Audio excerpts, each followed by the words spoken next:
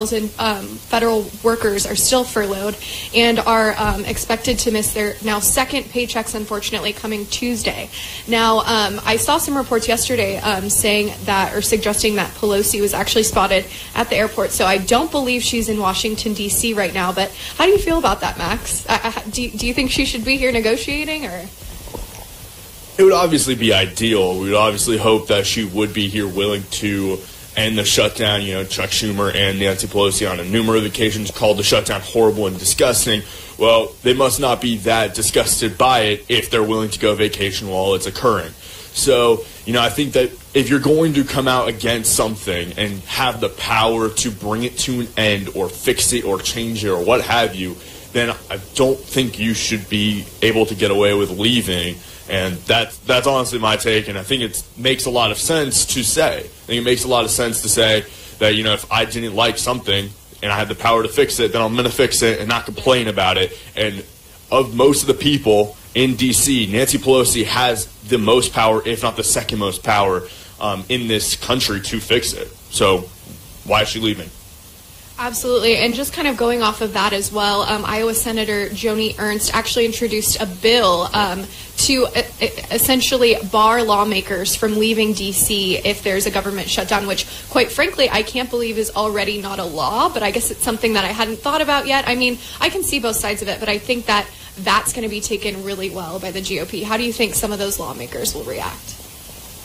It all really depends, quite honestly. I think that, you know, the bill would allow a bar for legislators to leave. However, the actual terminology used in the bill would force legislators to remain in session during a shutdown. So the bill ends the ability for lawmakers to call for a recess, which then allows them to leave. So it's not necessarily a travel restriction, but it will maintain session during government shutdowns, which will force constant negotiation and discussions to end it.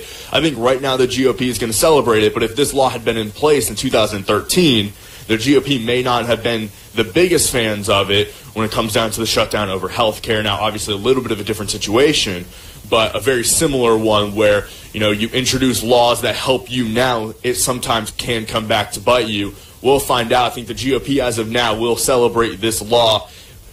Debatable if it'll pass, but right now it looks like that could be where we're headed. Dan Crenshaw, congressman out of Texas District 2, has called for that, has tweeted multiple occasions talking about how he's foregone his pay during this period, and also has tweeted against the fact that Congress continues to put themselves in a recess. So I know that there is some partisan support. How much bipartisan support will remain to be seen. Absolutely, and I just want to give a shout out to Matthew Timonen. I'm sorry if I butchered that. I just want to thank you for your $5.99 donation. You said Democrats don't care about the American people. So thank you very much for that. And going off of that, I just want to thank you guys all for tuning in. Whether you watched yesterday or you're just tuning in now, we just really want to thank you for your support. We run off of your donations, so we really do appreciate that. And we have a lot coming up in the next few weeks. We're headed to the border to San Diego in the next couple of weeks. Then we're going to CPAC. And all of these things, obviously, you know, take a lot of time, resources, money, energy, and all of those sorts of things. And we can't do it without you guys. So thank you very much for your support. If you're interested in donating, you can do that via rsbnetwork.com/donate or PayPal, Patreon, or the YouTube Super Chat. So thank you again, Matthew, for donating, and we really appreciate it. So the reason that President Trump has called a very surprise announcement, originally for 3 o'clock, now 4 o'clock Eastern today, is a call to bring Democrats to the negotiating table. Now, what can that offer really be? And that offer is going to be likely a call to implement DACA again, which he brought an end to earlier this year, or earlier this term, I should say. And also he will put on legislation called the Bridge Act, which would also bring in extended legal status for temporary protected status holders. Now, the reason that that is key is that a majority of those status holders come from these following 6 states: California, Texas, Florida, New York, Virginia, and Maryland. Now, these people are from Central America fleeing economic and political persecution. They were likely to be deported somewhere in the summer to the fall, maybe even winter of this year. So it would still be a few months from now. But the reason this is key for Democrats is there are a lot of people that will regain their place in this country in some of these, a couple swing states, but also some big Democratic states, which Nancy Pelosi can really take home with her, and some Democrats can take home with them if they were looking to make an eye at the presidency in 2020, and if they're looking at re-election coming up, they will secure citizenship status for many people from in their home states. Absolutely. Thank you, Max. Also, I want to give a quick shout out to Lars Anderson for your $55 donation. Thank you very much. We appreciate that. You said MAGA, America first. So thank you very much for that. Now, Max, just kind of going off of that again as well, how much weight do you think something like offering DACA protections will have in enticing them back to the table? It should have a lot. The controversy a year ago was the fact that President Trump was rejecting a deal that had DACA in front of it from the Democrats, and he would not take it at all. He would rather have no wall than DACA in place. Now the president is coming back to the table, reversing on that decision, and I think that it should be big because the Democrats made a big deal about this in the spring and the winter of last year, making it one of the bigger deals of the entire year, that these kids that were brought across the border against their will was the term they kept using, was they didn't choose to come here, they didn't choose to be born here. They now are being offered protection by the president, and so the Democrats should come to the table, because I feel like there are going to be a lot of clips resurfacing on Twitter, on Facebook, and in the news of some prominent Democrats talking about how DACA recipients need to be protected immediately. Definitely, yeah. I think that it will have, or it should anyway, have significant weight to get them back to the negotiating table. I've thought it's been, very interesting in the past few weeks, just that the president really hasn't left D.C. And we see these Democrat lawmakers going down to Puerto Rico, going to see Hamilton, and obviously they don't seem, they say that they're very, empathetic in regards to, the federal workers not being paid and the partial government shutdown, but their actions don't match up with what they're saying. So I think it'll be interesting to see, what the president says today and what kind of impacts and implications that will have on the Democrat Party and, quite frankly, the Capitol Hill in its entirety. So that'll be really interesting to see. Now, I am curious. I mean, I know that there's a chance that he could declare a national emergency. I'm not sure, how that's going to pan out. I haven't seen a lot of reports saying that, but how do you think it would impact the country, and how do you think, that would further have an impact on our country moving forward if he were to declare a national emergency? Quite honestly, there are two likely plays here by President Trump. Play number one is what we're talking about. The DACA and the TPS are going to be placed on the table by Trump for $5.7 billion in return. That's the likely play that we're hearing a lot of chatter from a lot of different sources and a lot of different people on social media and such that is being reported. However, play number two, you're right. It could be an announcement that he's going to declare national emergency on the southern border.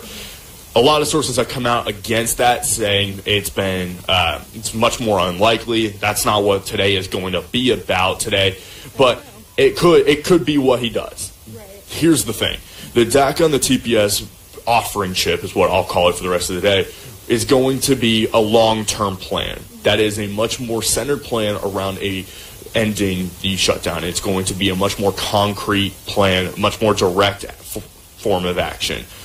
The second plan, declaring a national emergency, is going to do two very short-term things. Number one, it'll allow for building the wall to be much more immediate. Mm-hmm. However, it will go into the court system. The courts will immediately challenge it because it's not constitutional, and there's no real money to do it. So the money is going to have to be pulled from a couple of different relief funds, and it's not going to be as effective in construction. So it may be quick, but it won't be as effective, and you're going to see a lot of Democratic judges and the federal courts go after it and challenge it, and could be struck down fairly quickly.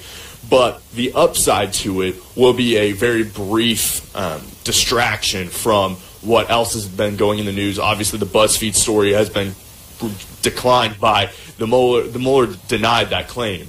So I don't know exactly why that would be the move, but it would be a major distraction from anything Russia, anything Mueller.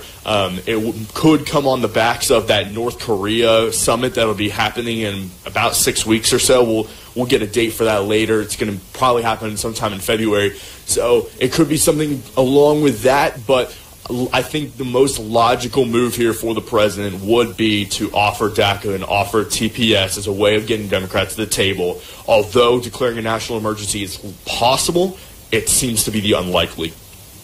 Now, let's just say today, the president announces, I have a new deal on the table. I really want to work with you guys, come to some sort of a conclusion and get these federal workers, their pay and back to work. Let's say that he makes this announcement and he says, you know what, I'm going to offer, XYZ DACA protections, and I'm going to, offer legal status to these people. Does this work for you? And let's say the Democrats, push back on that and are not as receptive as maybe they otherwise should be. Do you think at that point that he may declare a national emergency, or what do you think would be the pushing point for him?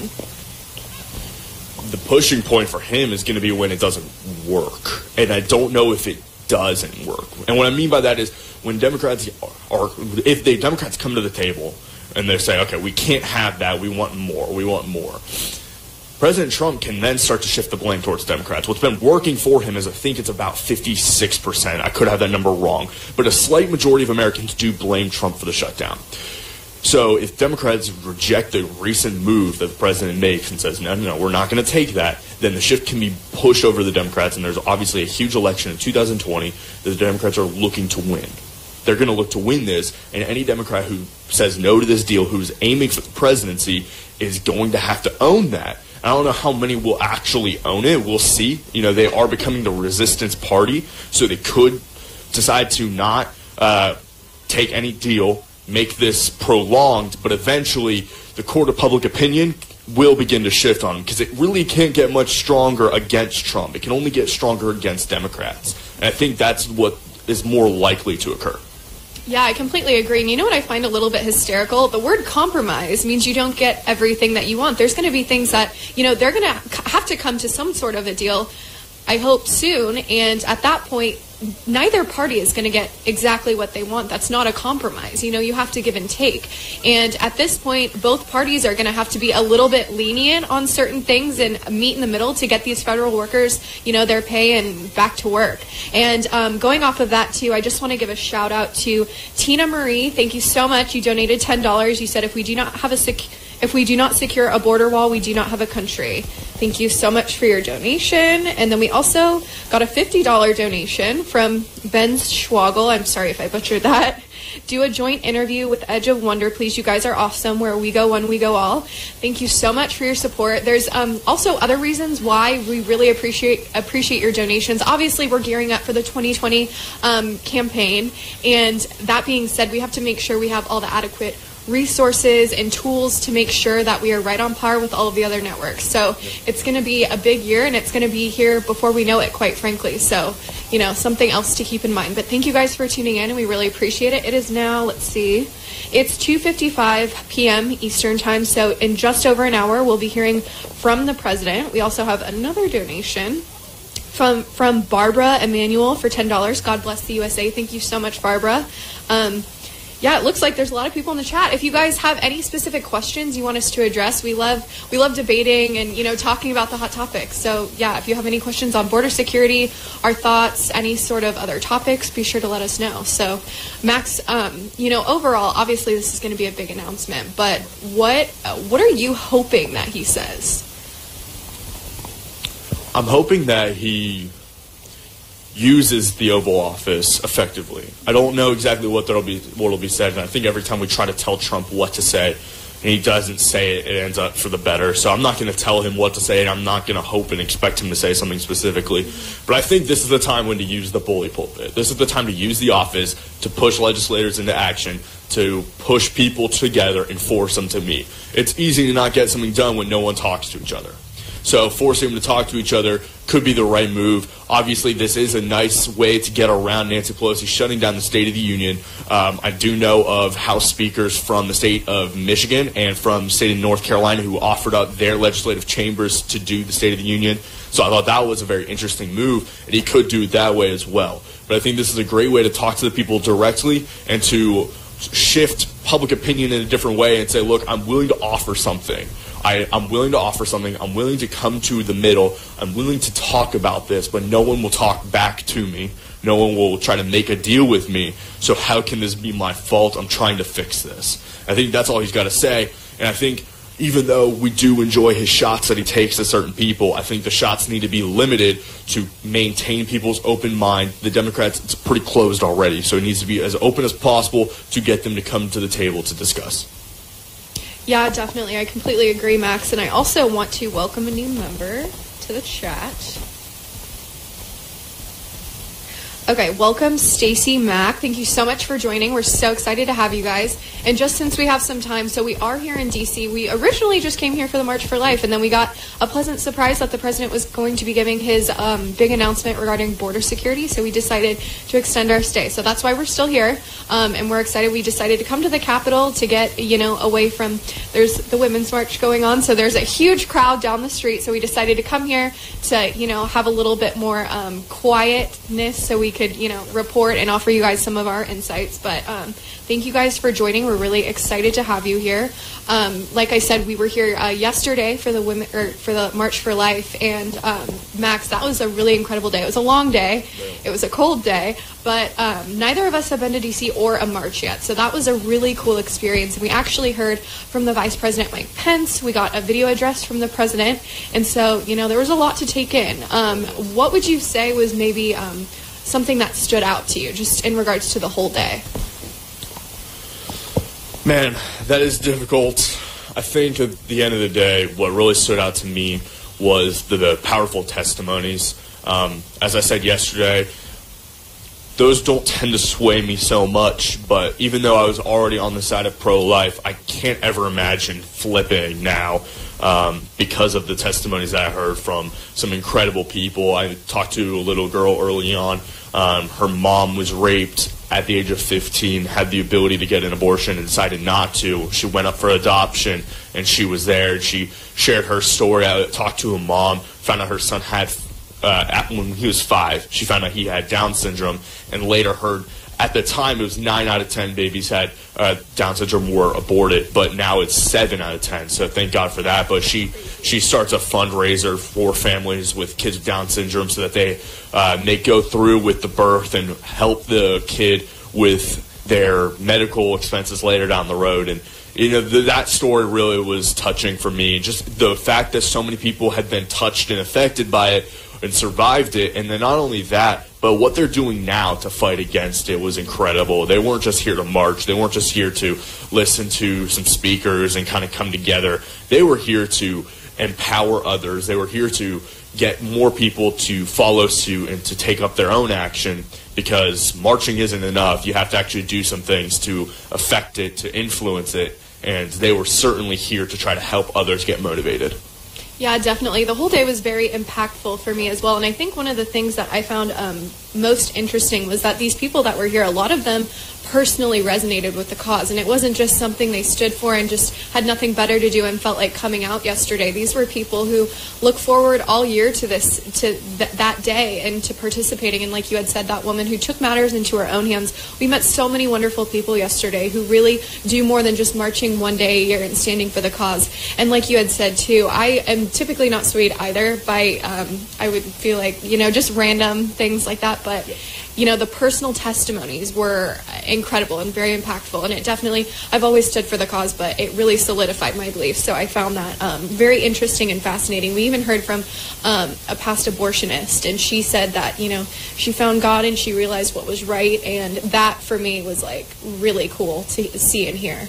I also want to give a shout out to Chris Stewart. Thank you so much for your $5 donation. He said, much love and thanks from Patriot Soapbox 24/7. Thank you so much. Also, bear with me here, we have a couple more. We have a $10 donation from SD Gold Star Mom. I'm so proud of you, Right Side. Talk about the plane trip that was grounded. What do you think Nancy was up to? Why was Nancy taking her entire family, including her grandchildren, where we go one, we go all? Max, what do you think about that? So she was actually headed along with some other congressmen and what's that? The Codell, when it was grounded. Yeah. She was headed towards Egypt to meet with troops over there who were stationed, and she was, because of regulations, the pilot needed to make a stop in Brussels, and because of those regulations as well, she would have had some extra time, and so they planned for Brussels because they were going to do what they called a PR trip. Mm-hmm. They were going to go try to fix the public image that they believe is damaged by the president. So she was on the plane. That she took her family there because when you're a congressman and there's very limited oversight, it's very easy to abuse different privileges, and no one was really going to call her out on that. And so that's what she was doing. That's what a lot of different congressmen and senators were going to go do, and that's why they got grounded. Yeah, what I thought was interesting about all of that was she had claimed later on, regardless what happened, but later on she had said, oh, well, you leaked where I was going, and now for security purposes I can't fly commercial. They're ruining the commercial excursion. Well, she was already on her way to the airport when the flight was grounded, so I don't know at what point. The sequence of events doesn't add up, you know what I mean? Yeah. So that was also kind of interesting as well. Now, thank you, SD Gold Star Mom. Love the questions. Also, we have a $199 donation from Steve Nisley, State to State Interior Painter. Thank you so much for your donation. We also have a new member. Welcome, Terriet Alet Terry. I'm sorry if I butchered that. But thank you for joining. We also have, is that pounds or euros? Pounds. Nancy Pelosi, thank you so much for your £5 donation. It's Brian Lay 22. Sorry if I butchered that. You said Nancy Pelosi is a despicable witch that needs to be run out of the country before it's too late. Politicians like that are nothing but a cancer. Thank you for your donation. Also, we have another new member. Welcome, TSK12345. Thank you guys for joining. I can't thank you guys enough. You truly are the backbone of this company. We love doing things like this and going out on a whim and saying, you know what, let's stay another day. The president's going to make this major announcement. We're here at our nation's capital, but we cannot do it without you guys. And we have so many fun things coming up in the coming weeks for you guys that we want to do. And so we really do appreciate that support. Max? Yeah, thank you guys so much. Couldn't be here without that. Couldn't be able to do these awesome things. Also, welcome to the new member, Tia Marie. Enjoy those emojis that you can now send in the chat. They're absolutely great. But yeah, guys, that announcement is coming in just under an hour now. And we're excited to hear from the president. He's tweeted a lot about this, but to actually kind of hear him go on a little bit longer than 240 characters should be very beneficial for us. We'll get to understand a little bit more where he's coming from and maybe see some actual progress here today. Yes, definitely. I'm looking forward to it. I was a little shocked yesterday to see when he, it was front lines of everything. President makes major announcement regarding border security tomorrow at 3 p.m., now 4 p.m. But I don't know, were you surprised to see that? Because maybe because we were in the mode of March for Life, that it just, for me, I was like, oh, wow. But, were you surprised when you saw that yesterday? Yeah, I'm surprised at the way the White House has branded this. They're making this a major announcement. They're really hyping this up to be a lot. And I think that's a great thing. You're going to get a lot of attention. You're going to get the people to pay attention. And that's the idea. However, it could be a little bit damaging if it turns out to not be so big. If he makes this major announcement and uses a lot of the time to bash Democrats, maybe even Republicans, to kind of come out here and just talk about a lot about how he was alone in D.C. on Christmas and all of these things. If he talks a lot about that, it's important. But if he doesn't talk about what will actually bring him to the table, and he just kind of harps on the fact that no one was here and no one is talking to him, and that they're not, he needs to actually show the chips. He actually needs to show what he's willing to put on the table. Just to say he wants to put something on the table doesn't really get a lot of people to come. And I think that's going to be the difficult thing for him. Now that this is hyped up, I think that he needs to stay on message as much as possible. He can ad-lib. I'm not saying he shouldn't ad-lib. I'm just saying that he needs to stay focused on bringing them to the table. And I think the most effective way is discussing what will actually bring them there. Yeah, I agree, but I also think, the president's really good about laying out the facts. He's gone through how, ICE agents have arrested 266,000 illegal immigrants throughout the country in the last 2 years, and statistics like that speak for themselves. It's not an opinion, it's just simply a number. It's objective and you can't refute it. So I think that he's good, despite saying, I've been here in D.C. and no one's here. I think that's important to note, but I think he's also good at laying out the statistics and saying, at the end of the day, don't you want to secure our border? And I think that, everyone does, and I think that if they say they don't, then it's really just comes down to politics, unfortunately. Now, I do want to give a shout-out. Welcome, Chris Wallace, to the group. He's a new member. Also, thank you, William M., for your $20 donation. You said, great to have you guys at the Capitol representing us. We're so happy to be here. It's actually really our first time here at the Capitol, well, other than yesterday. So it's been a really incredible trip to see, the architecture here of all these buildings. I've just never seen it in person, and it really, truly is breathtaking. Now, we also have a $5 donation, again, from Ben Schwagel. I hope I said that right. I'm sorry if I didn't. It said, can you mention the 30-day RIF and who runs the courts after they run out of funds? Military tribunals. Can you touch on that? Yeah. So, let me just make sure I reread that question right. So, roughly 80% of the government is funded right now. So, all the essential personnel, almost the entire military. I believe that there are some Navy, there are some members of the Navy who have yet to be paid. However, 90% of the government is funded. So that's why a lot of Americans, I think the last number I saw was about 20%. That's down from 30 early on in the shutdown. Didn't even recognize that the government was shut down because most of it's funded. The government, Senate, and the House have been passing small appropriations bills since October and September. They saw this coming, so they got what they needed to be funded before it all shut down. Really what we're seeing that's not funded, parts of the DMV aren't totally funded. There's the IRS, I think it's like 400,000 employees are not getting paid from the IRS alone. So there are some bureaucrats, there are some people in the non-essential part of government that they've been labeled leading up to this. And so that's really the only part that's not funded. So you talked about the military tribunals in that question. They are funded as of now, and they will be funded through the year. So that's not the issue right now. There's about a 20%-ish percentage of the government that still needs to be funded, and that is non-essential personnel. Thank you, Max. Now, I just want to say thank you to Matthew Timonin for your $7.99 donation. Let's use the Space Force to send Pelosi and Schumer to a galaxy far, far away. Now, the Space Force has been, kind of an interesting topic throughout this presidency. Obviously, this is unprecedented, unless you touch on Star Wars back in the Reagan era. But how do you think this Space Force is going to pan out? And what are your general thoughts about, the U.S. having a Space Force? What do you think?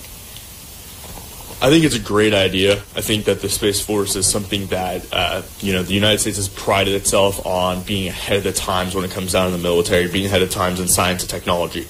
So with that being said, I think that the Space Force is a good idea. The thing about the Space Force is it has no money. There is no money for it. Republicans have called in favor of it. Obviously, Mike Pence made that speech. I believe Mike Rogers, representative from Alabama, he actually has called for it to be placed in Huntsville, Alabama, along with Mo Brooks and others in the state. So, there are a lot of Republicans on the side of the president with the Space Force. The question really just comes down to funding. Yeah, no, I definitely agree. And obviously, because we, appropriate a good amount to the DOD, it's just going to be interesting to see how that all pans out. But I think, most of his base is completely on board with that, especially as we try to keep up with Russia and China. Now, thank you guys. If you are tuning in just now, if you're a loyal viewer, new viewer, whatever it may be, we just want to thank you for your support. We thank all of you guys who have donated so far today. Like we had touched on earlier, just in case you're, just tuning in, we were here for the March for Life yesterday, which started at the National Mall, and then we marched to the Supreme Court and the Capitol, which is right behind us. It was an incredible day, and we had a great time when we decided to extend our stay because we know the president is making a major announcement regarding border security live from the White House in under an hour. It looks like around 50-ish minutes, give or take. So we're very excited to see what what he has to say. We're not sure if it's going to be a national emergency, if it's going to be a new negotiation package for the Democrats. But Max, do you have something to add? Yeah, I do. So, breaking news from Drudge Report. This is coming from Bloomberg. It looks like Senate Democrats have signaled that they will not go along with this plan. So this is not just Senate, although those are the only ones that have signaled this. But reports are saying that the proposed deal by President Trump is a 3-year deal for DACA recipients. So although that does cover the remainder of President Trump's term, it is still not long enough. The Democrats say now they want full citizenship for all dreamers. So they're not going to do a 3-year temporary extension. They want full citizenship. And a senior Democratic aide, according to Bloomberg, said party officials were not consulted and have rejected similar overtures in the past. They are calling this a non-serious offer. So right now it looks like this may not work just quite yet. But that is currently the expectation from Democrats. Chuck Schumer and Charles Durbin are the two that have already come out against this potential. However, it has not been announced yet. We still have 45 minutes until that'll take place. But as of now, it doesn't look that the Democrats are going to go along with this, although it still could achieve the goal of President Trump. Given that the president hasn't even made any sort of announcement yet, and they're already saying they'll reject it, is pretty absurd to me. Let's let him speak and then revisit. It's just crazy to me. I feel like no one knows the meaning of compromise anymore. Regardless, the Democrats aren't going to get everything that they want, and the Republicans aren't going to get everything that they want. And at this point, we have 800,000 federal furloughed workers who are set to miss a second paycheck this Tuesday. Is that okay? That's just absolutely crazy to me. And, it's really important that we get these people back to work. Now, I'm just monitoring the chat right now. If you guys have any particular questions or things that you'd like us to touch on, please be sure to put that in the chat. And if you're just tuning in, we are live from Capitol Hill. We are going to be giving, we're giving commentary prior to the president's major announcement expected to center around border security here in under an hour. Now, it was previously scheduled for 3 p.m. and then was pushed to 4. He'll be giving that live in the White House in about 45 minutes, so stay tuned for that. Thank you guys for tuning in. We're very excited to have you here. If you have, like I said, if you have any questions, please put those in the chat. We were here actually for the March for Life yesterday, and that was a very incredible day. We had a great time doing that. It's a little bit colder today, so bear with us. It's also supposed to downpour at some point, so stay tuned. It might be really entertaining. Again, if you have any questions, be sure to put that in the chat. If you're wondering how to donate, you can do that via rsbnetwork.com/donate, or you can go to Patreon and you can donate via that. That's a monthly donation system, and essentially you can give X amount every month and you receive special perks associated with that. So that's a lot of fun. You can also do it via PayPal or by mail. Now, by mail, I'm sure our lovely moderators will put that address down below in the chat shortly. Thank you guys for everything that you do too, keeping the chat family friendly and making sure that it's clean and all good to go. We really appreciate you guys as well. Max? Yeah, guys, so we are still 45 minutes away. Sorry, I stepped off camera to tweak some of the camera settings, but right now, Bailey, you and I talked a little bit about this at lunch about, Democrats rejecting some sort of deal in favor of. At the time, we didn't know it would be DACA recipients. At the time, we were just kind of talking about some of the federal workers. But let's throw DACA recipients in. And you were talking about how the Democrats were so emotional over the DACA recipients. They were so emotional over the federal workers not being paid right now. They will be paid later. And you talked about how it would be hypocritical for them to walk away from this offer because they signaled for it before and they should be trying to do things in the past. Can you kind of elaborate on why you believe it's hypocritical for them? I just think it'd be hypocritical at this point because, you know, they ground so much of their argument in the humanitarian nature of these are people and they've been here and, that, you know, maybe they were, you know, haven't even been to the country that, you know, their family is from. And I just think it's a little bit crazy to think that they wouldn't accept some sort of concession for something like that. To me, it just says they're concerned about the politics. You know, a lot of these leftist lawmakers have called for border security in the past, and they're not doing it now just because of the president. Quite frankly, they just don't like the president. So anything that he says, they'll say the opposite, and they'll want the opposite, and they'll create a lot of pushback on that. So at this point, I just think it's a matter of politics, really. I don't know. What do you think, Max? This may come as a surprise, but everything in politics is political. So yes, I agree with you that that's in a sense all about politics. However, I do understand the notion of trying to get the most that you can. Obviously, President Trump had a very similar deal in place a year ago and rejected it. Now he's coming back and arguably in less amount of control than he was a calendar ago.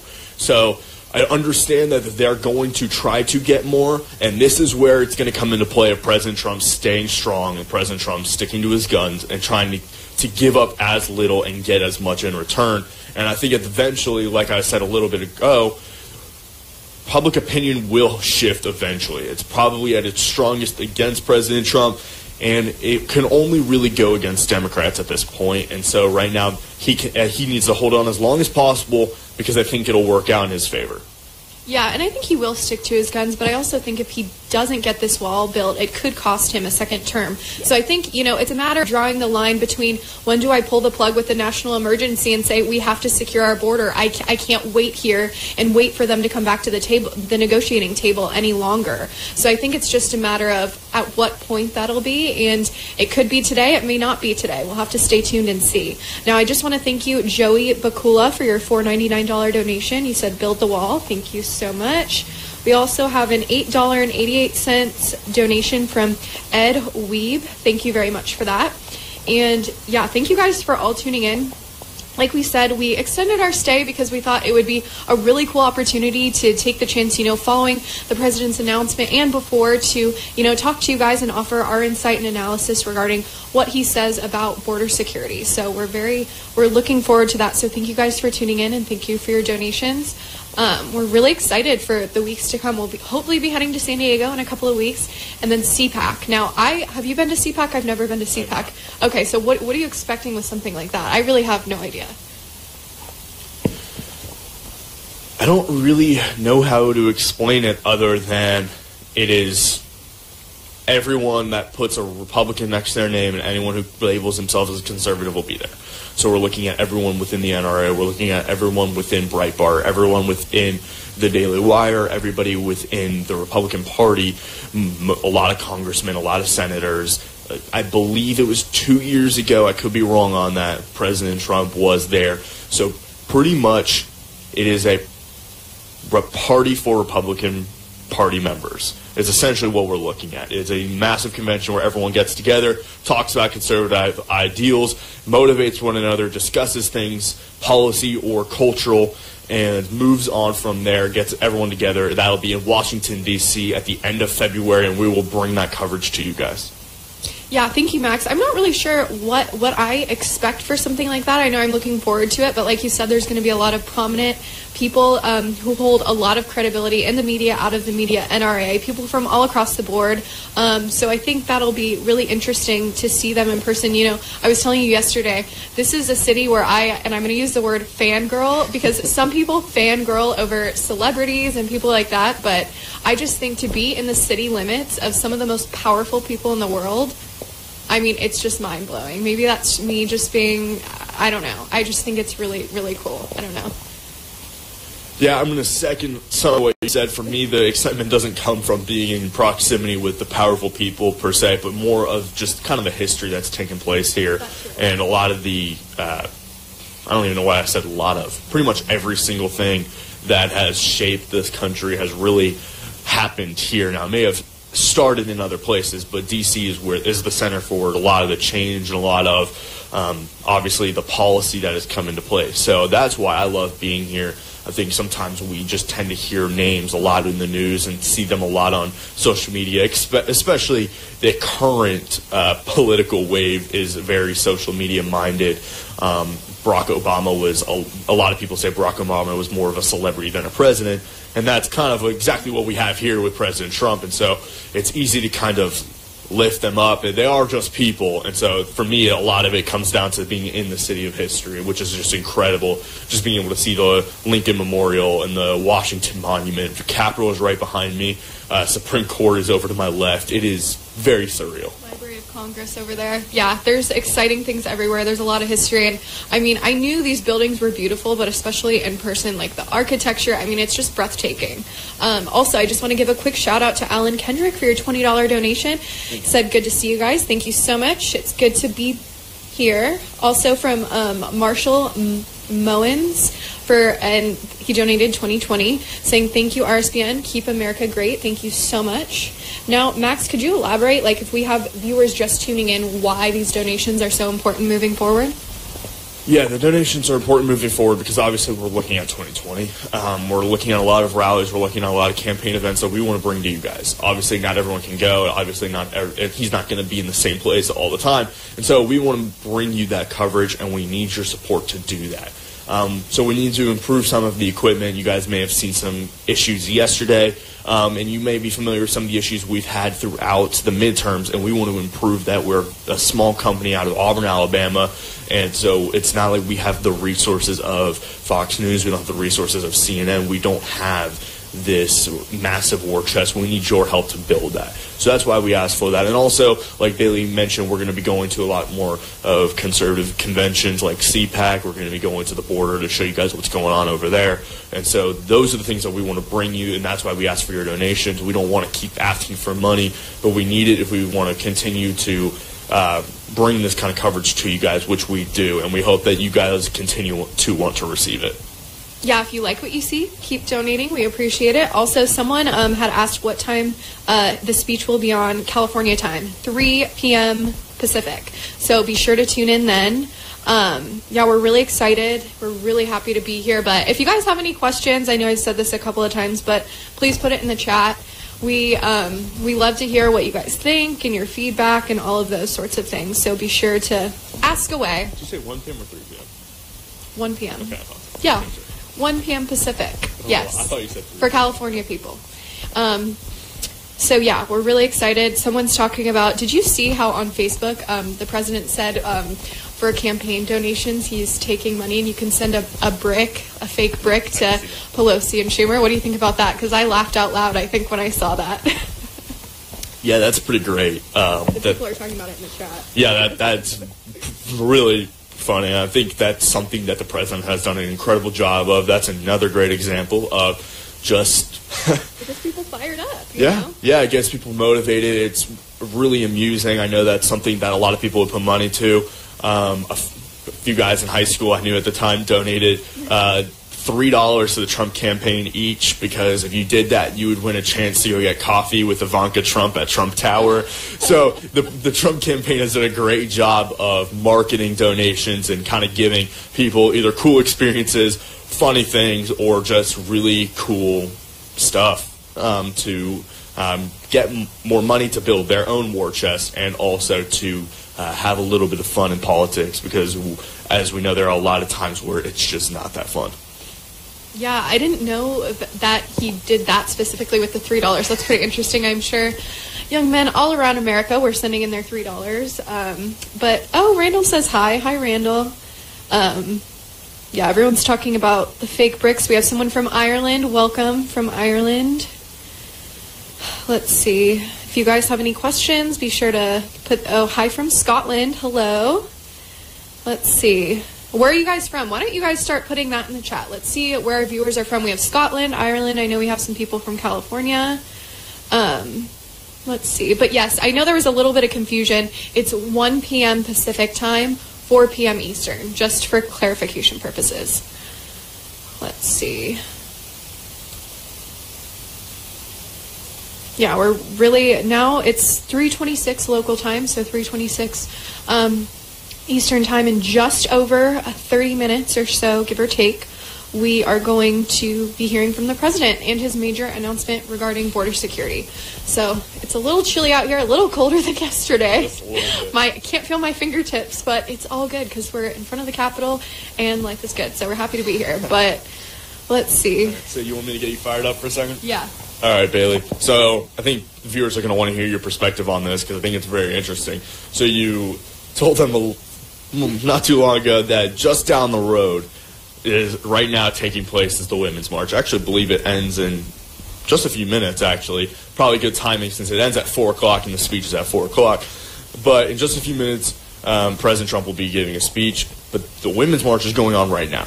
Mm-hmm. And right now, according to Joe Seals, a producer, just told me there are some signs over there that says some pretty interesting things like... What you just checked?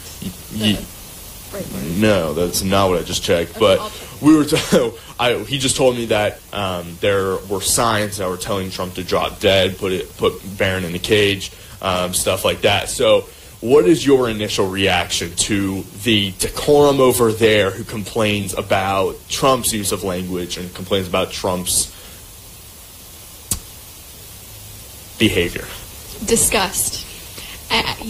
For a group that claims that they want to empower other people and then hold up signs that suggest his son should be put in a cage. I've been corrected. They didn't say they weren't signs. They actually said it. Oh, okay. Well, I think that's disgusting because I think regardless of your political beliefs, that's just, I have no words for that, really. Yeah, like Max had said, the Women's March is going on right now. Make America Great Again and drop dead. One sign read. Yeah, this is according to Breitbart. They dropped an article on that. It says, and I quote from Breitbart, protesters among the Women's March in D.C. Saturday called for free abortions for all, President Trump's children to be caged, and for Trump to drop dead. What's your initial reaction? I almost don't even have words for that, quite frankly. Yeah, I don't have words either. Disappointed, really. Honestly, that's kind of the only thing I have to say. One sign says, if I ever find mommy again, you can give the cage to Trump's children. That's disgusting. That's awful. I can't say that maybe I shouldn't be a little surprised. Maybe that's me being naive. I'm a little surprised just because that's so terrible. You know what I mean? But, obviously we've seen this behavior in the past, so it's not a complete shock out of left field, but it is still a little surprising given the circumstances. So, I don't know. What do you think about all that? Are you surprised? Did you expect that kind of behavior?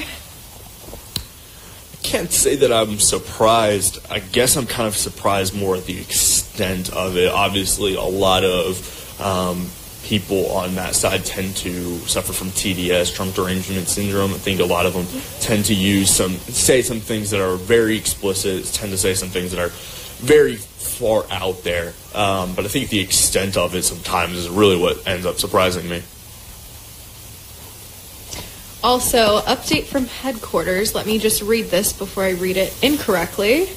We are giving a live look at the Women's March right now on the screen as well, so you can take a look at that. I'm not sure how many people are on that or in attendance right now, but I do know that yesterday over 100,000 people came to the March for Life at our nation's capital. So I think that's pretty significant. That's a lot of people. People traveled from all over the place. We had people from Portland, Oregon, people from Iowa, people from Pennsylvania. All over the place. And a lot of people, I talked to one young woman who had driven overnight. Max, were you surprised that all these people came from, such far places to be there?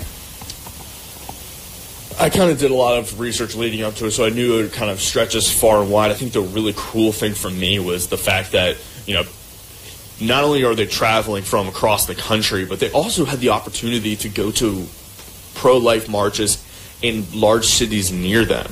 So there was a Catholic school from the area of Birmingham, Alabama, who came to the March for Life, and they could have just gone to the March for Life in Birmingham the week before and not spent the money and taken the time to come up to D.C. So that was what was really cool for me, was just knowing that a lot of these people had come from areas in large cities where a very similar thing was taking place, but they wanted to be here with everybody else around the country to come together.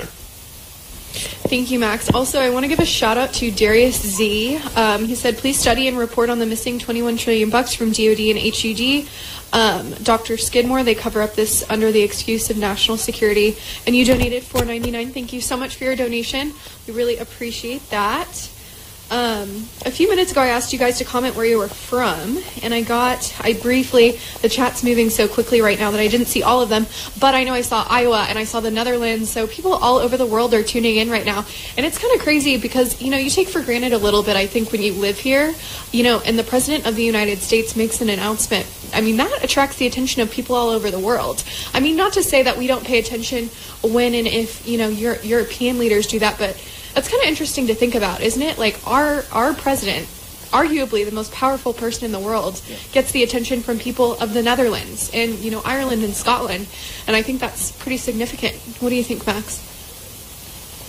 Yeah, it's really awesome that you guys have come together to support us. I know that we get a lot of donations from Scandinavia as well, and we really appreciate that. You guys have, you guys do help show us and prove to others watching that the Republicans and the Trump supporters aren't just white people in the South, and they're not just rural white people. There's a classic, and you guys are probably well aware of this, there's a classic arguments by Democrats that the world is ashamed of America, that the world is disgusted by the American leadership, and you guys constantly show us that it's not really the case. And we know it's not the case, but it's nice to have something to point to.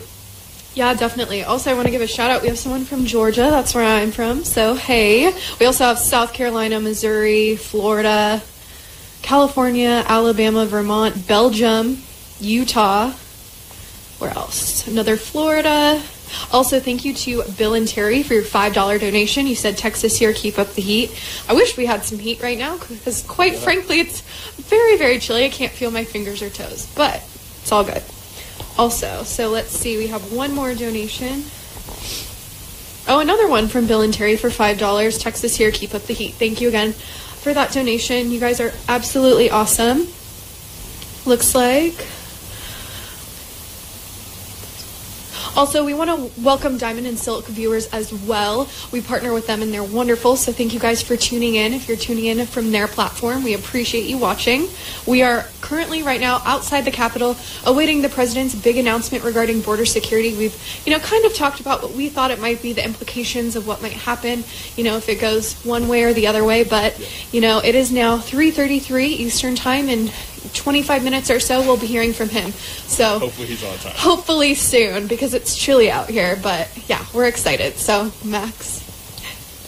Yeah, guys, sorry I keep checking my phone right now. I'm running camera and in front of camera, so just want to make sure that everything is good to go on your end. It looks like it is, so just checking up on that. Also making sure that there are no new updates to bring you guys. Another donation from I don't know his last name. I can't. Okay. I'm gonna butcher it, so I'll spare myself. I love the way you guys are growing. Thanks be to God. Finally, a professional opposition channel. Well, thank you so much. We appreciate all the support that you guys. I have a quick shout out to give. Shout out to my best friend Nina, who's watching. I love you. You're great. Okay. All right, there we go. So I was checking on to see if any other Democrats, particularly Pelosi, would make any comments, anything public about what is likely to be President Trump's announcement today. Right now, it doesn't seem like the announcement has the idea of what the announcement is has changed, and there are no new reactions. Just half hour President Trump is going to be giving that speech, so it's kind of hard to have a reaction if you haven't heard what it is yet. Although that tends to be the popular move by Democrats to stopping them. They're already saying, we think he's going to say this, and don't even bother. We're rejecting it. Well, and we can point to Brett Kavanaugh's nomination of everyone saying, I'm going to reject the nominee no matter who it is, which would have been really funny if he put up a liberal judge right after that and they rejected that, but we know that's not how that would have worked.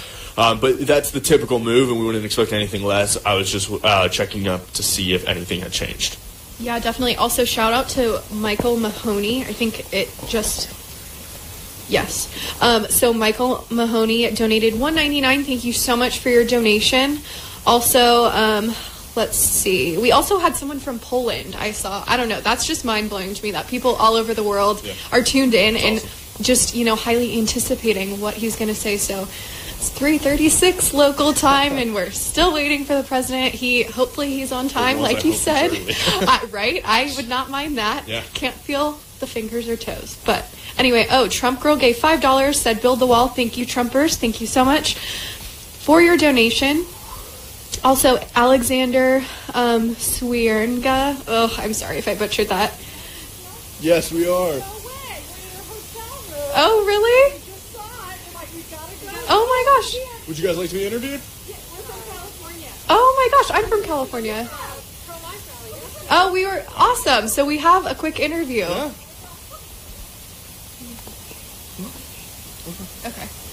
Okay. Also, shout out to Willy Wonka Man for your $20 donation. Thank you so much. We actually have a couple guests coming up to join us. They said they're from California, and I just moved from San Diego, so yeah. Yes, we're going to have it live. Yes, ma'am. Yeah, come on in if you're okay. Oh, y'all are so sweet. Now, if y'all could just tell our viewers what your name is and where you're from. Hi, I'm Colleen Darling, and I'm from California, Orange County, California. Okay. And I'm Becky Itzen, and I'm from Carlsbad, California, down by San Diego. Okay, so I just moved from San Diego, actually. So, yeah.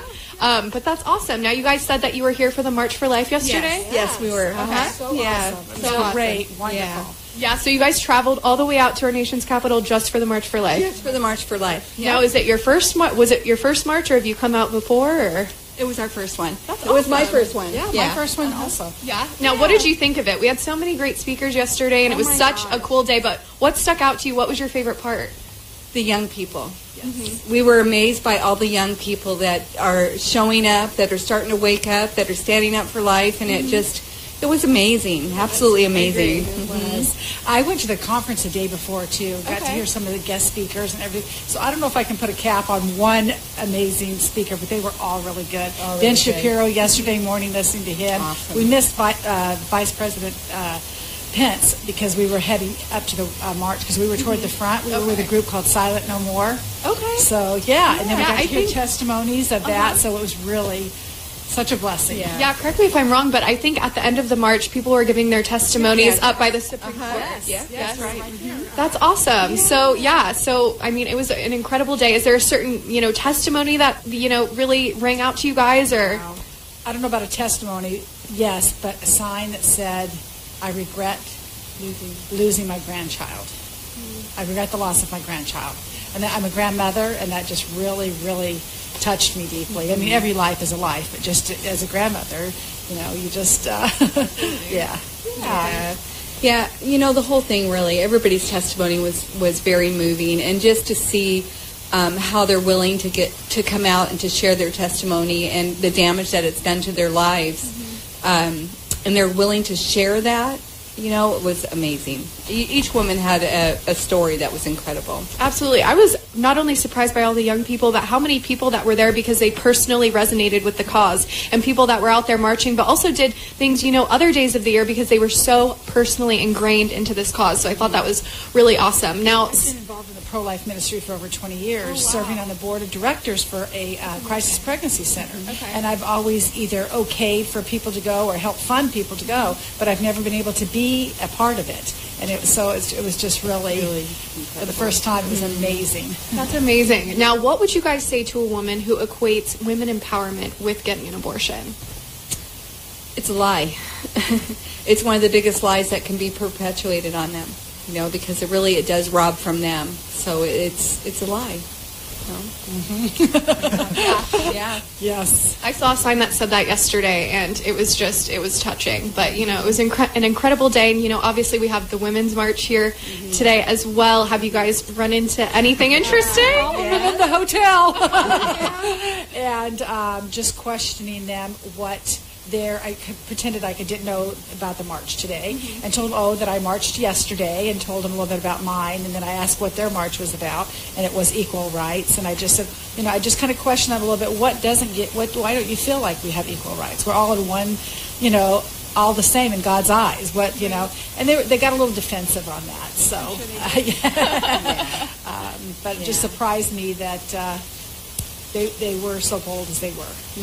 Awesome. Well, thank you guys so much. I just want to update our viewers too. These lovely ladies stopped because they were like, were you guys, on Diamond and Silk? So they actually saw us in their hotel room. Is that correct? No, we did. Wait, Yes. this is even better than this. We had a flight out today, and because of the weather in Chicago, we were supposed to change planes on our way to California. Our flight got canceled. So first we got to go to the Bible Museum, a whole testimony that we met an angel in there, but Veronica. And then we got to go and we were in our hotel room. We're thinking, okay, we're going to listen to President Trump's speech in our hotel room. And then went on and saw you guys. We're like, we've got to get in the Uber and get over there. I love it. Well, thank you guys so much for your time. It was so lovely to meet you, and thank you for being here yesterday and marching. Yeah, so be sure to tune into the president's announcement. We're excited. So thank you guys. Have a safe trip home. All right, guys, it is now 3:41 local time, and we are awaiting the president's speech. I am looking. We have another donation, $10 donation from Brian White, saying, been here from the start. Seems you've resolved some technical issues. Keep up the good work and report, not create the news. Thank you so much. We appreciate that. Also, just looking through the chat right now, it looks like... Oh, sorry, y'all. Okay. A $20... Oh, I think I shouted this one out, but I'll do it again. Willy Wonka Man for $20, saying, build that wall. Thank you so much. We really appreciate that. If you're just tuning in, we are reporting live in front of the nation's capital right now, awaiting the president's big announcement regarding border security.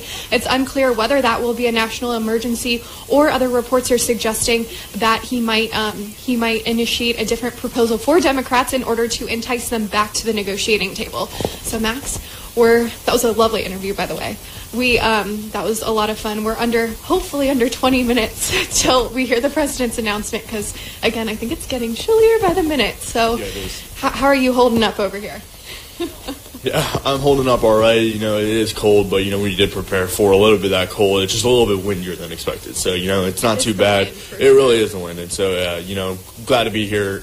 Really looking forward to hearing from the president. It should be it should be very interesting to see what he has to say and how he persuades Democrats to come to the table, even though they're already publicly coming out against the fact that they'll come to the table.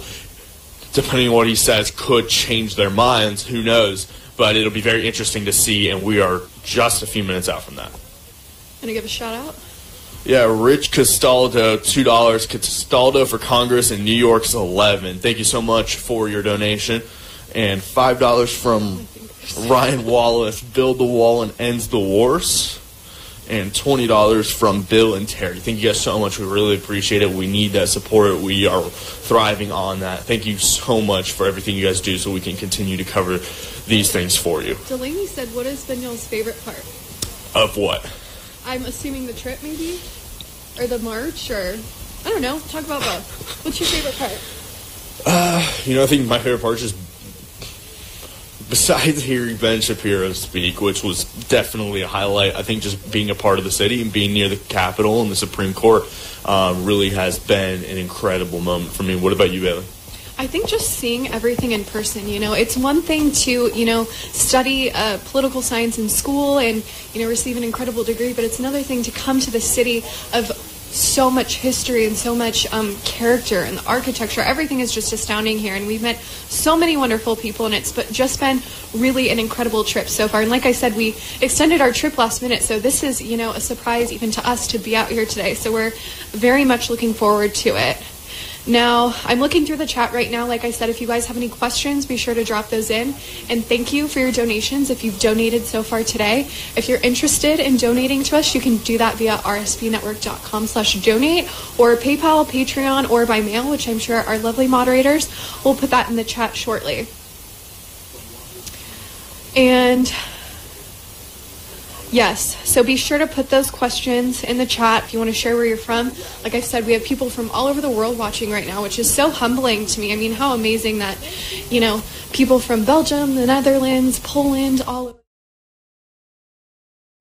Okay, folks, we're going to go live right now to the White House. Actually, Bailey and Max aren't able to communicate with me right now, but President Trump is giving a live, was actually moments ago, a naturalization ceremony in the White House. And we're going to be back to Bailey and Max before the president has his announcement. But we're going to go live. Robert is to a him warehouse right now. supervisor, a strong guy, a smart guy, and they have a beautiful 4-year-old son who was born here in the United States. Robert, congratulations. Thank you.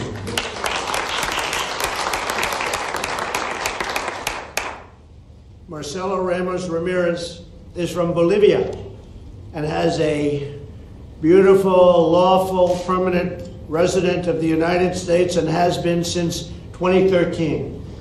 He is the co-owner of a staffing company with his son, Marcio. The business is thriving, he's doing really well, and it's expanding in all different ways. He says, I know that in the United States you can achieve anything that you want, and I am a perfect example. In other words, he's making a lot of money. Marcelo, thank you very much.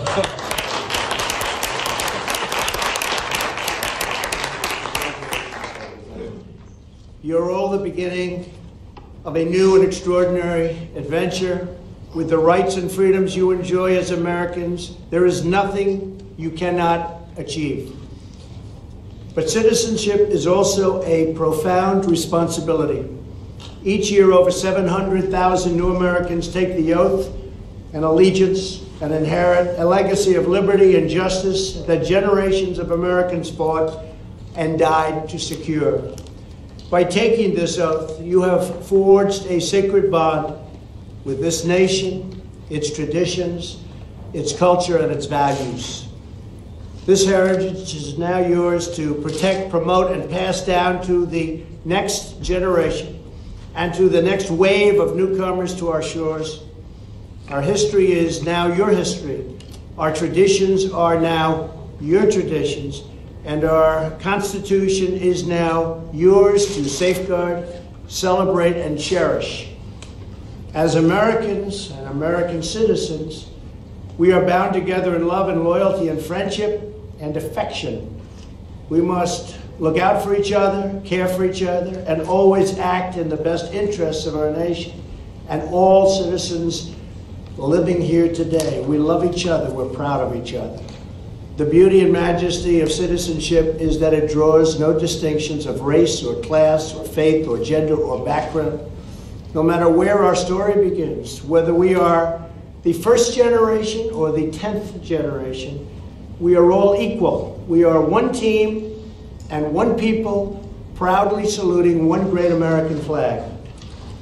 Again, I want to congratulate you and welcome you to the family. It's a family. It's a beautiful family. It's a family doing very well.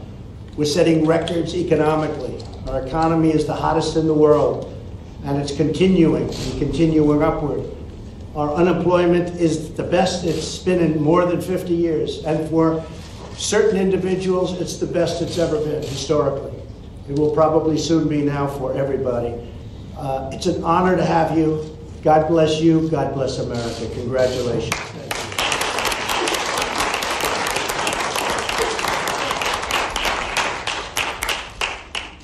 Ladies and gentlemen, please rise and join me in reciting the Pledge of Allegiance.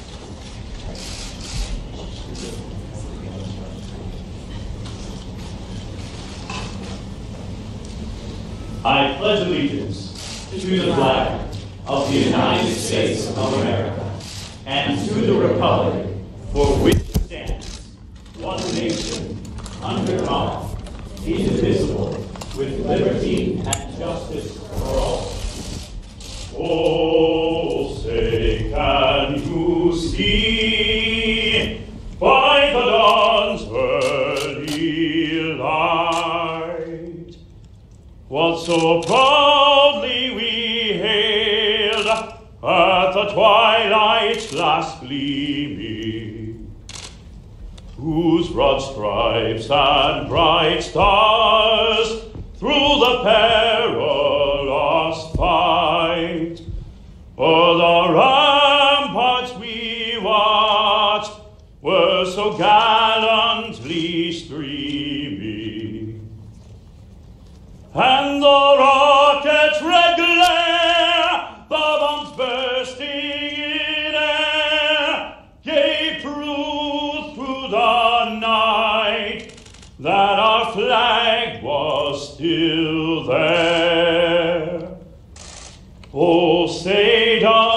that star-spangled banner yet wave o'er the land of the free and the home of the brave.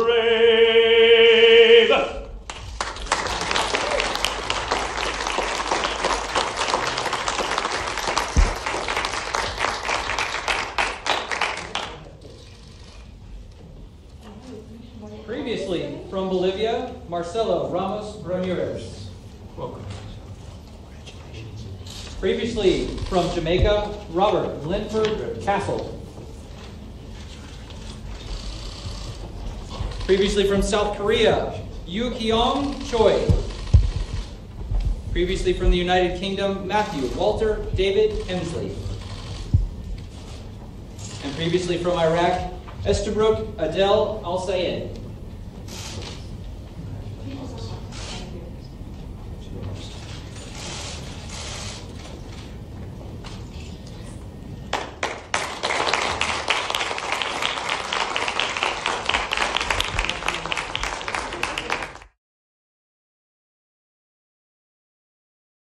If you're just joining us, we're looking at a naturalization ceremony there. If you're just joining us, we were looking at a live shot of, well, that was a video recorded about 4 or 5 minutes ago of naturalization ceremony there for the White House. That was basically what happens when you become a legal immigrant. You pass your test and then you become an American citizen.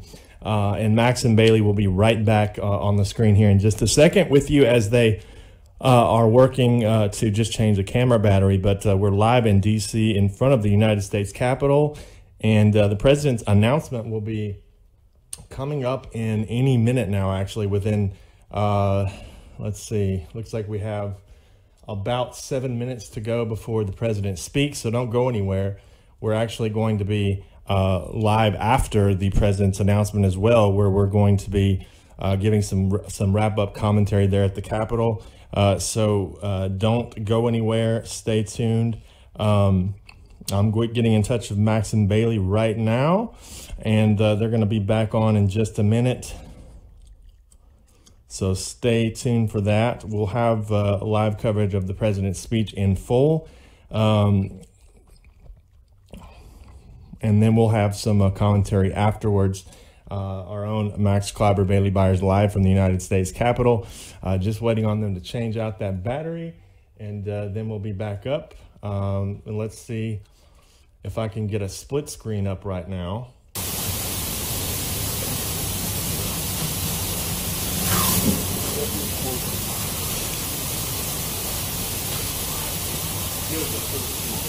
Max,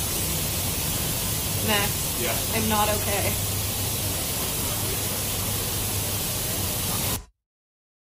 right, so now you're looking at a live shot there of the podium. This is actual pool material. We can't use a lot of this, but this is actually a live shot now of where the president is going to make his major announcement. This is actual pool material. We can't use a lot of this, but we are ready to come back now to Max Kleiber and Bailey Byers, I believe, any second now from D.C. Let's see if they're ready to go. And they are. So here they go, and Trump's speech coming up. Maybe he'll be ahead of schedule. That'd be exciting. But we just met some very nice young women who were at the March for Life yesterday from California, flew all the way out here. So that was really awesome to talk to them as well. I would go through the YouTube chat right now, but I put my glove back on because I can't feel my fingers and I can't scroll right now. So shout out to all of you guys watching. We really appreciate it. We appreciate the support. You guys are amazing. And thank you for those who have donated today. Just know that every dollar counts as we gear up for 2020 and beyond. We have some really exciting projects coming up in the next few weeks as well. They include, I'm actually going to be starting my own show. I haven't told you guys that. So I'm going to be starting my own show. So stay tuned. In the next week or two, we'll probably have the first episode. So I'm not going to tell you exactly what it's about yet because I'll explain that in the first segment. But stay tuned for that. I'm really excited about it. and I think you guys will enjoy it. So be sure to keep it right here at RSBN because we'll keep offering you guys this live coverage. And obviously, we're just moments away from the president's big announcement. So what time is it now? It is 3:56 Eastern Time. 4 minutes away, hopefully sooner. But as you can see, we're in front of the Capitol right now because the Women's March was going on today, so we wanted to be out of their way, so to speak. So it's been very actually serene over here. Very few people and kind of a more quiet day. It's probably because it's so cold that people aren't leisurely walking outside. Yeah. But it was really okay until the wind kicked in. I don't know. What do you think, Max? Yeah, it was definitely cold until the wind kicked in.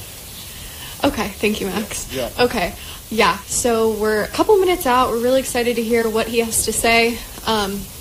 We're unsure of what he's going to say, obviously, but there's also reports that the Democrats are already rejecting whatever that may be. So we'll see how all this pans out.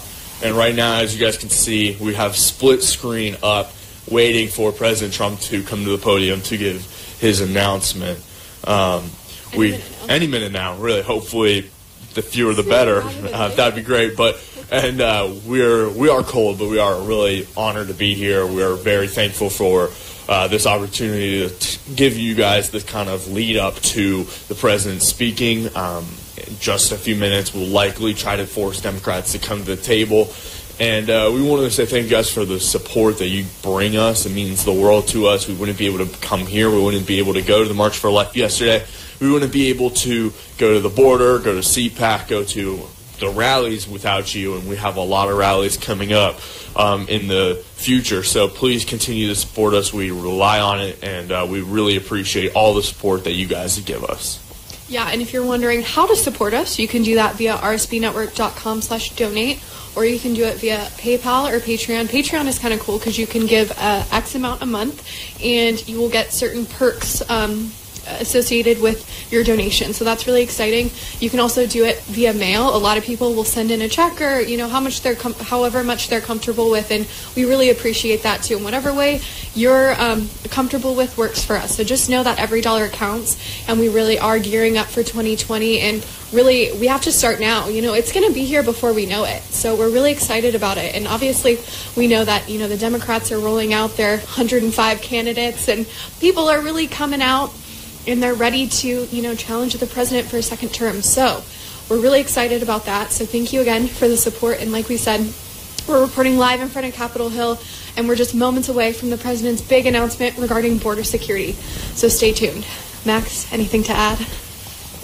Keep in mind that there are two likely theories that are being proposed. The less likely of the two is that the president may announce a national emergency that would take some money away from a couple different relief funds, put it together to try to put together a border wall. That will likely get challenged in the federal court system almost immediately. The more likely of the two would be a 3-year extension to the DACA recipients. They would get to stay in the country for a few more years until a more permanent solution is put in place, is the promise. And also the temporary protected status of Central Americans who are here illegally from places like Guatemala, that they would be able to stay longer and I outlined a few states earlier like Virginia and Florida and New York and California, 4 of the major 6 states of those people, and that'll likely be put on the table as well. So keep that in mind as something to listen to when they say DACA or TPS. Those are the people that we're talking about, and we're going to hear that in just a couple of moments. Max, what time is it? 3:59. 3:59. Hopefully less than 60 seconds away from hearing the president's big announcement. Like Max had just outlined for you, there's 2 major theories on the table. But who knows? Maybe he'll go for a third option. You really never know. So we'll see what he has to say, and we're excited to finally, there's a lot of anticipation that's been building up to this moment ever since he announced his big announcement, so to speak, yesterday. So like I said, we were actually here for the March for Life, decided to extend our stay to report live in front of Capitol Hill. And, it's so humbling to be here and be here for you guys and be offering, our feedback, our expertise, so to speak, all the facts and stuff. So we're really looking forward to it. And hopefully we're just moments away now. So, Max, any word yet? Not yet. Not yet? Okay. Well, thank you guys for tuning in. hopefully, you guys are excited as we are for him to, come and do his major announcement. So it's going to be, hopefully it'll be, a good day and bring everyone back to the table, and some incredible deal will be made and get the 800,000 people back to work who have been furloughed now it's continued into its 29th day. This is the longest government shutdown, if I'm correct. Is that correct? Yes. So, any moment now, we're expecting the president. We're really excited to be here.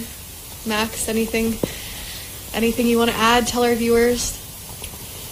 To stay tuned for some future events. So I know there were a lot of comments as of late, like, where have you guys been and stuff like of that nature. And, we just didn't have a whole lot to cover, unfortunately. There was just a lot there were some other things behind the scenes that we needed to straighten out. And also, government shutdown does not create a lot of opportunities for us.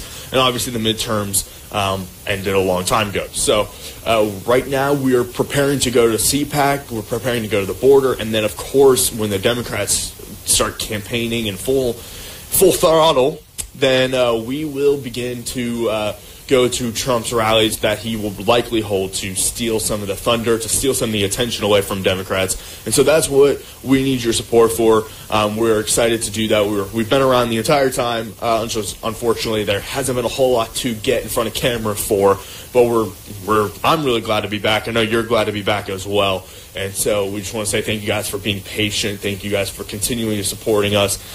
We know that you missed us. We missed you guys as well. I hope you missed us, but we missed you guys, and we're glad to be here. And we look forward to being in front of camera a lot more frequently in the next 2 years. Yeah, we will be in front of the camera a lot more. I just want to clarify, in the last month or so, we have been, hard at work, just doing more behind-the-scenes stuff, preparing for these major events coming up, and also website stuff and social media. So if you're wanting to, keep up with the day's latest events Monday through Friday, our website is up to date. So be sure to tune into that if you would rather, look at if you would rather pull up those articles and see what's going on in the Trump White House or all over the world, quite frankly. Be sure to tune into that. Also, I just told you guys a little bit ago, I'm going to be starting my own show in the next week or two. So be sure to tune in for that. I'm not going to tell you what it's about yet. There's a master theme, umbrella theme, so to speak, but you'll find out soon. So be sure to tune in for that. I'm really excited about it, and I hope you guys are too. So, Max? Well, we're excited to see the show as well. So, I think it'll be good. We know it'll be good. But right now we are still waiting, as you guys can see to the side of the screen there. We are waiting. The podium is there. It's in front of the famous George Washington portrait, the one that had McDonald's, Burger King, Wendy's in front of it, which you and I talked a little bit about before. I loved it. I thought it was awesome. It was a great, down to earth. He knows what they would enjoy. They loved it. The players did. Lawrence liked it. Trevor Lawrence, star Clemson quarterback, loved it. A lot of the players there liked it a lot. Senator Tim Scott, and Senator Lindsey Graham were there for the event, and the players did enjoy that very down-to-earth, middle-class feast that was put on, and Trump has received a lot of flack for that, but definitely something that the Democrats have tried to slam him on. But I loved it. Bailey, what would your thoughts be if you were eating a Big Mac in the White House? Euphoria, state of bliss. I think I'd be so excited. I don't like McDonald's every day, but once in a while, a Big Mac. Who doesn't want a Big Mac ever so often? They're great. So I think that, to be in the White House would, no words for that in and of itself, but then to add a Big Mac kind of sounds like a state of euphoria to me. But yeah, that would be really awesome. And obviously the Democrats, slam the president for that. They slam him for everything. So quite frankly, to me, I thought it was cool. And, he actually got a lot of praise for it, I also felt like. So that was interesting too. And if you guys are just tuning in, you're watching a live shot of the podium where the president is expected to give his big announcement regarding border security here any moment now. So we're just awaiting him at the podium. Now, Max, what time is it now? 4:05. Okay, so he's 5 minutes late. Love him, but let's hurry it up. But yeah, so we're awaiting his big announcement any minute now. We're really looking forward to that and seeing what he has to say. So in case you're just tuning in, we're reporting live in front of Capitol Hill awaiting that announcement. So thank you guys for watching. We're looking forward to seeing what he has to say. There's been a lot of buildup. You know, he announced that he would make this announcement yesterday. So it's only been, 24 hours or so. Less than that. But everyone has their theories. What's he going to say? Is he going to do a national security or national? Can't even think at this point because it's so cold. National emergency? Is he not? Is he going to offer them DACA protections? And then the Democrats, a lot of them have already come out and said that they're not accepting whatever he has to say. So big plot twist. But anyway, so yeah, it's now 4:06. I know. It's 4:06. The president is expected any moment now to give his big announcement regarding border security. And I just want to thank you guys for tuning in. I know we have people from all over the world, Belgium, Netherlands, Poland. Where else did they say? I mean, all over the U.S., obviously, and all over the world, which is very humbling and amazing to offer you guys this live coverage to people who, obviously care about what he has to say from Europe, So pretty incredible now. So we're really excited. And any moment now, like I said, you're looking at a live shot of the podium where he is expected to give that speech. So, besides, we talked your ear off about the pro-life march, we've talked your ear off about the shutdown. So really quick, while we with President Trump, I'd like to get your reaction on the Bill Barr nomination for Attorney General. You've obviously been writing a handful of articles for Right Side in the past couple days during those confirmation hearings. What are your thoughts about that nomination, and how do you think Barr will fare in a confirmation hearing, in the confirmation vote, and how he'll do as Attorney General if confirmed? I think he'll do really well. I think he'll be confirmed. Just a short time ago, his testimony, I had the honor of presiding over the swearing in of 5 new great American citizens. It was a beautiful ceremony and a moving reminder of our nation's proud history of welcoming illegal immigrants from all over the world into our national family. I told them that the beauty and majesty of citizenship is that it draws no distinctions of race or class or faith or gender or background. All Americans, whether first generation or 10th generation, are bound together in love and loyalty, friendship and affection. We are all equal. We are one team and one people, proudly saluting one great American flag. We believe in a safe and lawful system of immigration, one that upholds our laws, our traditions, and our most cherished values. Unfortunately, our immigration system has been badly broken for a very long time. Over the decades, many presidents and many lawmakers have come and gone, and no real progress has been made on immigration. We are now living with the consequences, and they are tragic, brought about by decades of political stalemate, partisan gridlock, and national neglect. There is a humanitarian and security crisis on our southern border that requires urgent action. Thousands of children are being exploited by ruthless coyotes and vicious cartels and gangs. 1 in 3 women is sexually assaulted on the dangerous journey north. In fact, many loving mothers give their young daughters birth control pills for the long journey up to the United States because they know they may be raped or sexually accosted or assaulted. Nearly 50 migrants a day are being referred for urgent medical care. Vast quantities of lethal narcotics are flooding through our border and into our communities, including meth, cocaine, heroin, and fentanyl. Drugs kill 78,000 Americans a year and cost our society in excess of $700 billion.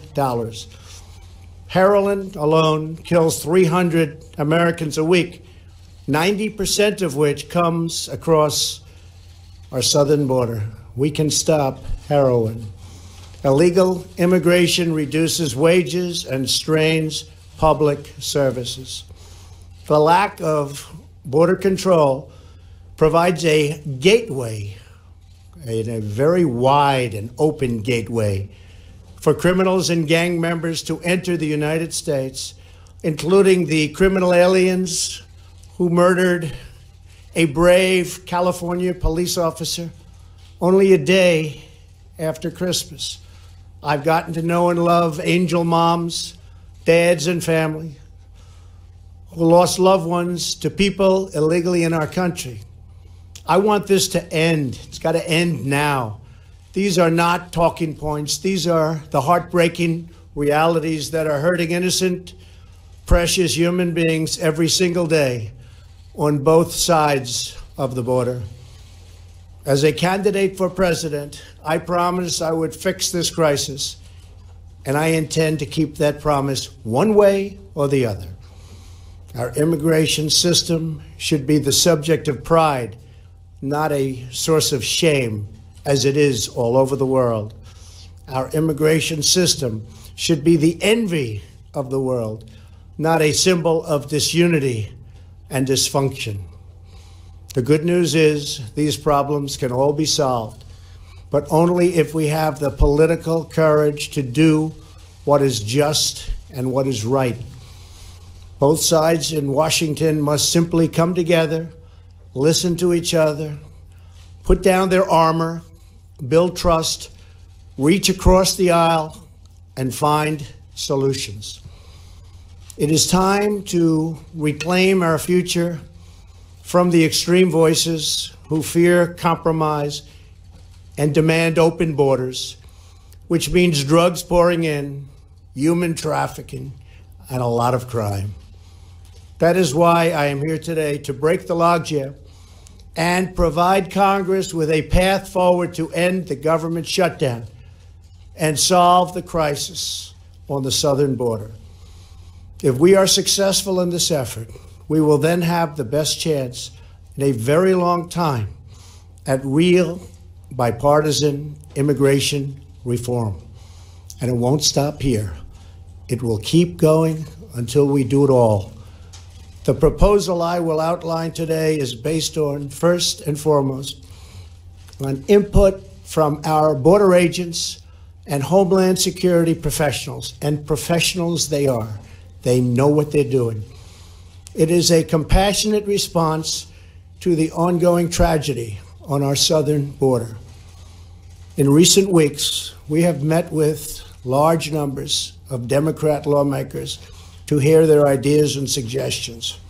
By incorporating the priorities of rank-and-file Democrats in our plan, we hope they will offer their enthusiastic support, and I think many will. This is a common sense compromise both parties should embrace. The radical left can never control our borders. I will never let it happen. Walls are not immoral. In fact, they are the opposite of immoral because they will save many lives and stop drugs from pouring into our country.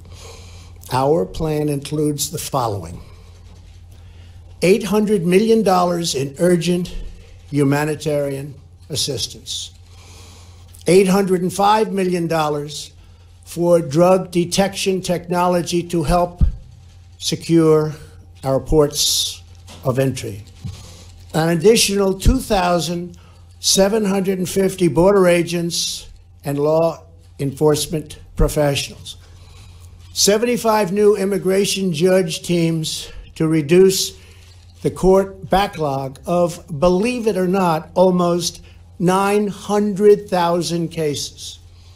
However, the whole concept of having lengthy trials for anyone who sets one foot in our country unlawfully must be changed by Congress. It is unsustainable. It is ridiculous. Few places in the world would even consider such an impossible nightmare. Our plan includes critical measures to protect migrant children from exploitation and abuse. This includes a new system to allow Central American minors to apply for asylum in their home countries and reform to promote family reunification for unaccompanied children, thousands of whom wind up on our border doorstep. To physically secure our border, the plan includes $5.7 billion for a strategic deployment of physical barriers or a wall. This is not a 2,000-mile concrete structure from sea to sea. These are steel barriers in high-priority locations. Much of the border is already protected by natural barriers such as mountains and water. We already have many miles of barrier, including 115 miles that we are currently building or under contract. It will be done quickly. Our request will add another 230 miles this year in the areas our border agents most urgently need. It will have an unbelievable impact. If we build a powerful and fully designed see-through steel barrier on our southern border, the crime rate and drug problem in our country would be quickly and greatly reduced. Some say it could be cut in half. Because these criminals, drug smugglers, gangs, and traffickers do not stop at our border. They permeate throughout our country, and they end up in some places where you'd least expect them. They go all over our country.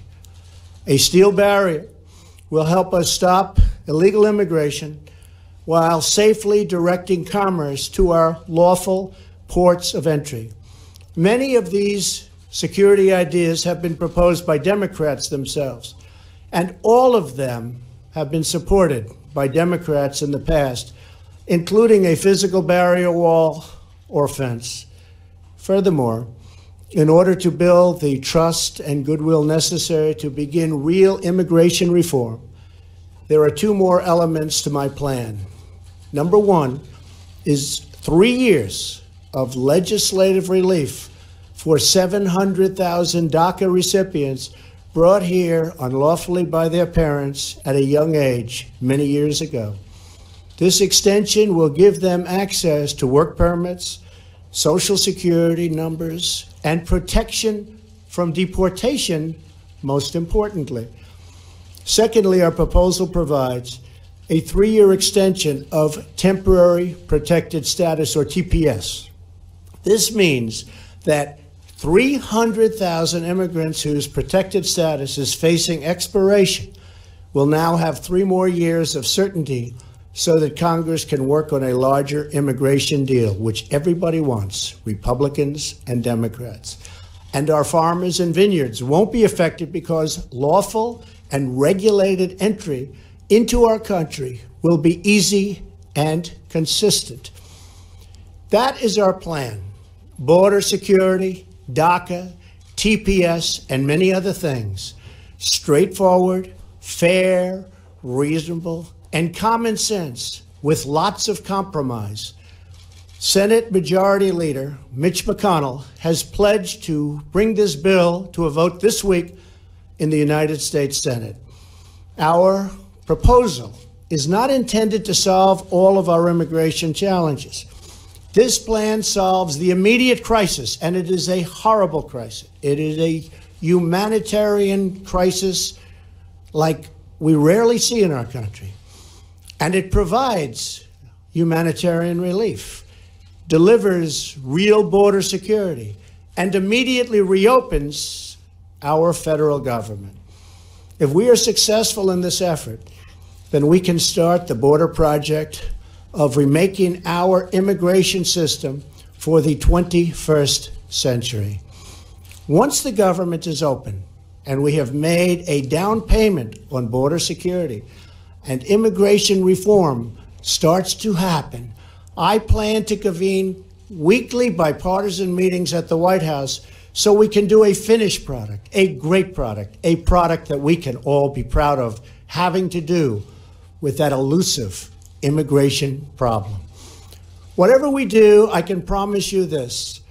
I will never forget that my first duty and ultimate loyalty is to you, the American people.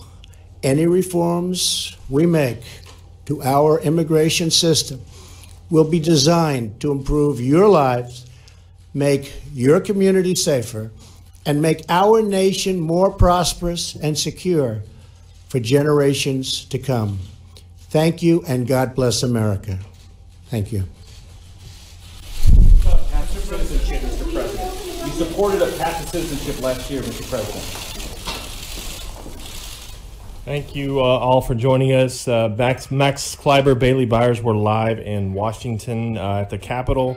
They have now packed up and left because it's getting too dark out there for them, but we were live for a couple hours before the speech at the Capitol. You can go back and watch our pre-coverage. We appreciate you tuning in here at Right Side Broadcasting today. I'm Joe Steele back at the Right Side studio in Auburn. God bless everybody. We're going to be going to the U.S.-Mexico border soon as this crisis continues to unfold, and the president laying out his plan to end the government shutdown.